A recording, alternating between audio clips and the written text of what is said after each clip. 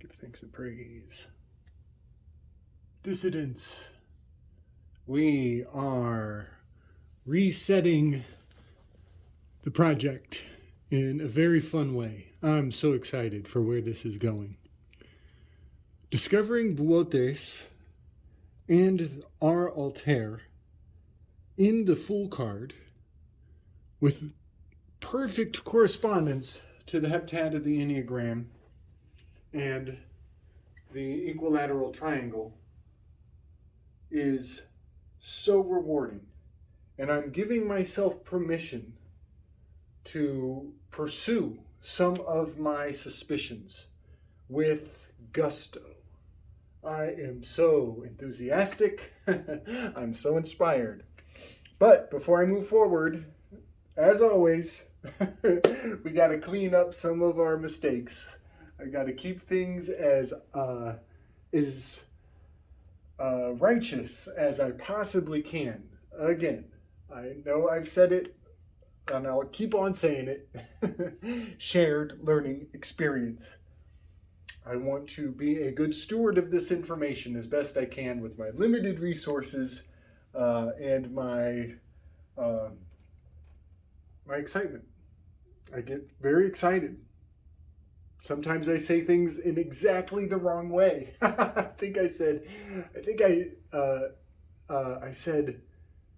was talking about Socrates' dithyrambs from his final days, and I mentioned number 612, and I meant to say number 216. So that is a perfect example of please go on your own adventures with this stuff and prove my words wrong.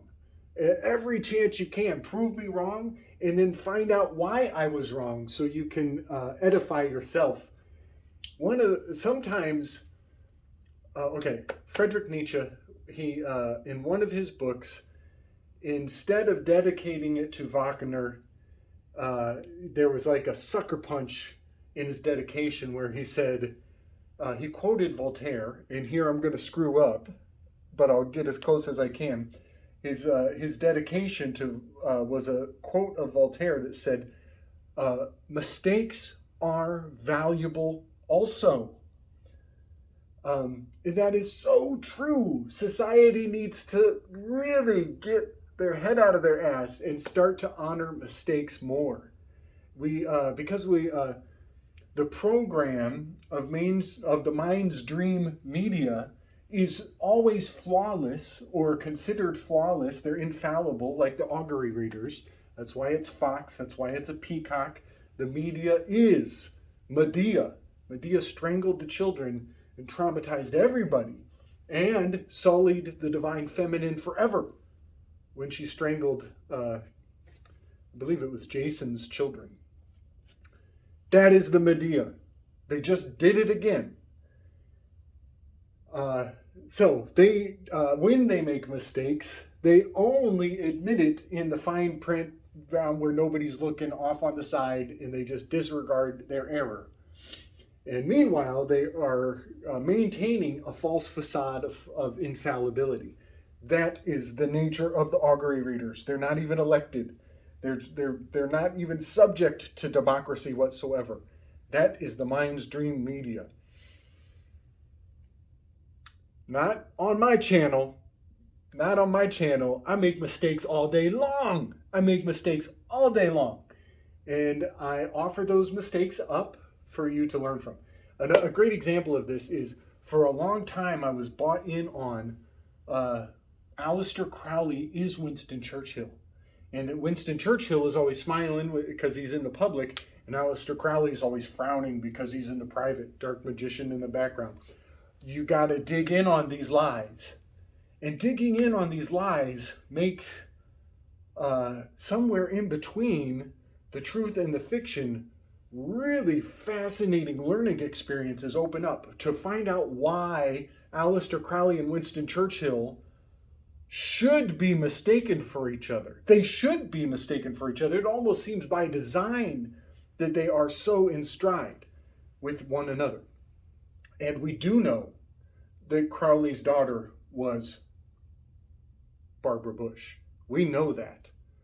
So these errors of rumor, these rumors, that's phama, Pheme, also spelled Fama, phama, these rumors, they have value, and you have to go after them aggressively and disprove them. And that is the value of mistakes. And so the quote of Voltaire, that sometimes your mistakes are the highest reward. I offer my mistakes up to you so you can prove me wrong and learn and excel and exceed me. Some of those mistakes are not only Aesop's Fables, calling it number 612. It's actually 216. But it's interesting that I made that mistake, because 612 is no small error. It's like something was coming through from the nether regions of my own miscalculating. Because 216 is the number right before, or I'm sorry, 612 is the number right before 613, which is the average number of arils in a pomegranate, the forbidden fruit, the controversial forbidden fruit that is coveted by the Jews and vilified by the Greeks. This is where Hellenization, this is a dividing line of Hellenization. So when I said 612, I kind of shocked myself, because I was almost at the number of mitzvahs that is intrinsic to the number of arils in the forbidden fruit of the pomegranate, which is the actual apple of discord, the hand grenade that Eris rolled into the room. And so me making that near mistake kind of exploded a bunch of chaos in my own mind. So it's Dithyram number 216, which I think is the one referring to the donkey and the boar. And that opens up a whole channel of like Straussian interpretation of Socrates, and the difference between Plato's Socrates and Xenophon's Socrates.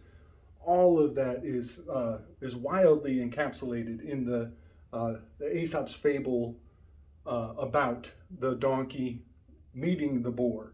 I think that might have been, or we might be guided to believe that was written by Socrates. All right, so that was one mistake. Get me started. I make mistakes all day. Caliope is not the mother of the muses. I think I've said that, and I should retract it and walk it backwards. Caliope is the eldest of the muses. She would be the oldest sister.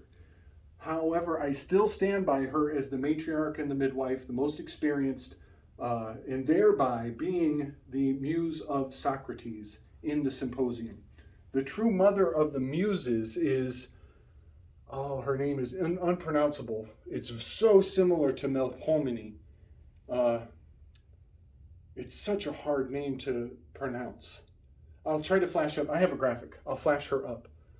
The true mother of the muses is not Caliope. Caliope is the firstborn, giving her preeminence, sacrificial value.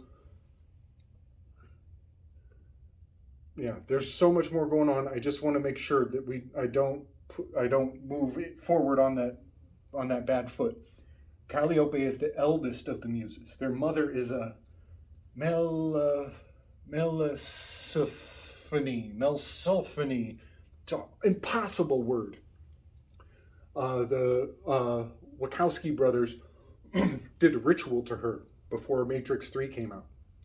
So she was injected into the collective just before the new Hermaphrodite Matrix 3 was put on the stage. Also, another minor error in my rambling rantings, Descartes actually came before Kant. Last video, maybe 2 videos back, I said that Kant came first and Descartes came afterwards. Wrong. Kant precedes Descartes considerably. That's actually that's a pretty bad mistake. So I just want to keep the chronology intact. I recommend folks print up a timeline of philosophers. It is so helpful to know the chronology of thought. I have one somewhere. It's not at hand.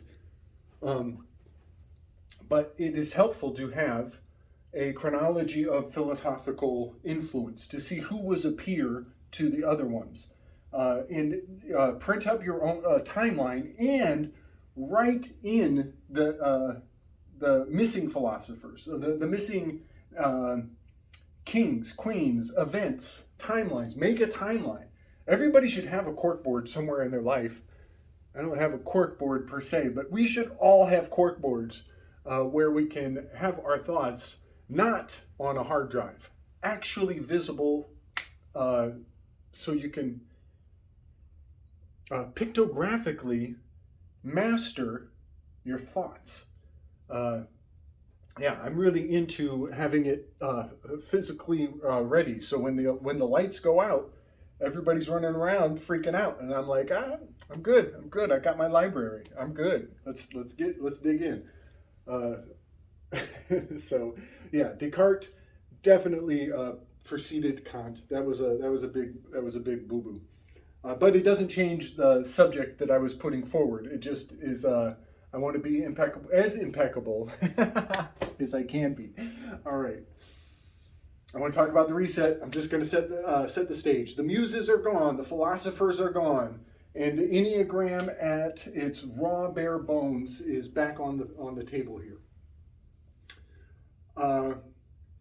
And I will be referring to those philosophers. Hopefully I can bring graphics.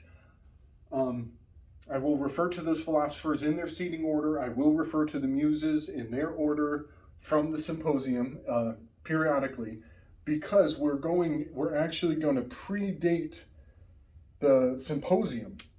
We're going further back in time.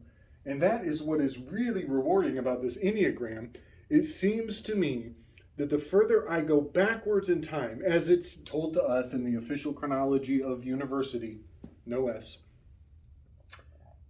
this Enneagram has more and more potency the further back I go. And something really fun is on the horizon in that regard. Another mistake I want to correct. I shared the Boötes constellation in the heptad and the Altair constellation. I was using the top of the Altair constellation, and it was close enough. I flipped the Altair constellation upside down. I used the base of the Altair. It's a perfect effing fit. I need to be more PG-13 with my language. So you might notice I'm self-editing quite a bit nowadays. 9/11 brought it out. My shadow was flared up for a couple weeks there after the 9/11 decodes that I did. I was sailor status, serious sailor status. Okay, our Altair, you flip the constellation upside down and it fits perfectly into the heptad, even better than I was already excited to demonstrate. Now, I've been chewing on these facts, and remarkable treasures are coming forward. Boötes constellation is in the shape of South America. The Altair constellation is in the shape of North America. The full card is America, period. It's North and South America is in the full card. Aleister Crowley was chased out of the Americas with the Espionage Act that was born starting with the Tutors and what were they called? And on the Yucatan Peninsula, the Tutors, there's a family. This is obscure history, super obscure history. Something from the Yucatan Peninsula with the Tutors. I want to say the Brandinis or the. I'll circle back on it. It's a little gap in my database. The Espionage Act was all about the civil wars of Mexico. That is where the technology and the manipulation and the sending people into making immigrants out of people so that they had no choice but to become recruits for the war. That is what's happening right now. That's what's happening right now. Immigration is generated intentionally so these people have no prospects and they can just be harvested in mass and sent off into war. That is happening all over again, and it was birthed by the Espionage Act, which was used to chase Aleister Crowley and accuse him of being a German spy and chase him out of the Americas. He blazed a trail on his way out of the country that is still to this day facilitated in the Espionage Act. I'm sorry, I'm super excited because South America and North America are in fact the Boötid and the Altair constellation. I'll bring a graphic forward. You can see what I'm talking about. It's so amazing. So in the light of that, this Fool card, which is Cayendo Aki, Kentucky, dead center of my territories map, which is where he got chased out of. He was going to Kentucky, trying to get a hold of old manuscripts and the Masonic orders, having much to do with the swords of Joan of Arc. There's a whole huge story around that, having to do with the sword is in the brothers. Joan of Arc gave the sword to her brothers, and then she wore a chastity belt in her final days while they tried to torture her. All of that is encoded in the word sword here, fencing here, the chastity belt. This could be construed as Joan of Arc. This could be construed as her brothers, where she put that sword. It was made by Martel, early crusader. The sword was harvested from a meteorite. I'm totally ranting. But when they captured Joan of Arc, they were interrogating her strictly about the sword. They didn't want to know about her inspiration, her genius, her daemonic spirit. They didn't care about that. They wanted that sword that was a fallen star. Crowley's adventures in Cayendo Aki, Kentucky, which is marked by the Fool card in my territories map, his adventures in Cayendo Aki, Kentucky, underground pennyroyal status, everything about the Pennyroyal podcast is captured inside of this Fool card. He was chased off after having a fallout with the Masonic orders, and they used the Espionage Act to light a fire on his ass, so he had to leave. Heading out, I'm pretty sure, through New York, where they're trying to get America put into the one world court. So now I'm looking at this card with all new respect and curiosity, because it has South America, the Boötes Void, where the Amazonas ayahuasca ceremony is instilling a new level of objective perspective on in the corporate chambers of the highest order. In those, there were 2,000 corporate executives quit in 1 year. Did they discover objectivity? Did they lose their ego? Did they realize the error of their ways and just step the F down? And now the reins are irresponsibly distributed to new power structures? I wonder. And the fact that the Altair constellation turned sideways is a perfect fit on the United States. I'm going to bring these graphics forward to speak 1,000 words that I can't bring to bear, and everybody can just deal with it. You can just see with your own eyes. Seeing is believing. ARA, A-R-A, is integrated in the word America. Spatially perfect. It's the Caesar cipher. Every third letter, it's relating to the Caesar cipher. Every third letter is the Caesar cipher. There's more to come on that. I'm just going to be continued my thoughts on that. So I'm going to flash these images. I want to give everybody the new lay of the land here. I'm bringing the infernal spirits and the shadows onto the Enneagram from here forward. So you will notice that indolence is synonymous with Belphegor. Did I spell that wrong? Look at me. I totally spelled that wrong. Belphegor. Let's see. Wrath is synonymous with Satan. Pride, synonymous with Lucifer. Deceit has no infernal spirit as of right now, because 3 and 6, the protective circle, did not have infernal spirits originally. We're dealing with the 7 deadly sins. So deceit is a late arrival. Fear is a late arrival. So there's, as of this moment in my project, I am not going to put infernal spirits in deceit or fear. I'm sticking with the standard 7. Envy, infernal spirit, Leviathan. Greed, infernal spirit, Mammon. Nothing for the 6. Glutton, infernal spirit, Beelzebub. Again, this is quite profound, as the Beelzebub is lord of the flies. Socrates is considered the gadfly of Athens. These infernal spirits have a Judeo spin to them. They have the flair of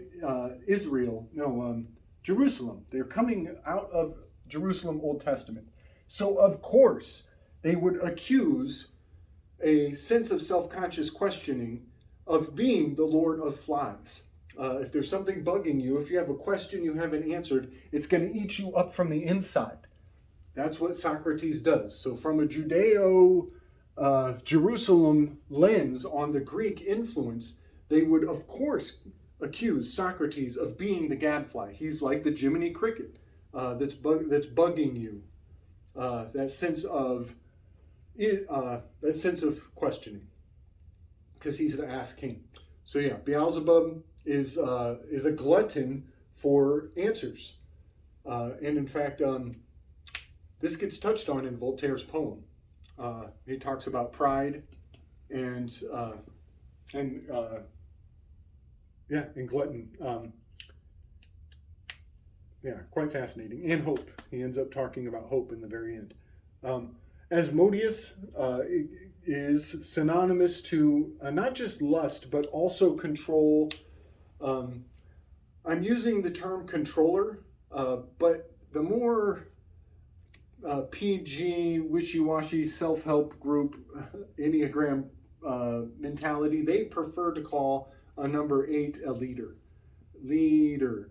Well, that's fun, that's nice, that's very gentle, but wouldn't you know, lead is Saturn. Lead is the periodic element of Saturn. So while they're giving you the surface level, I'm taking it deeper. We're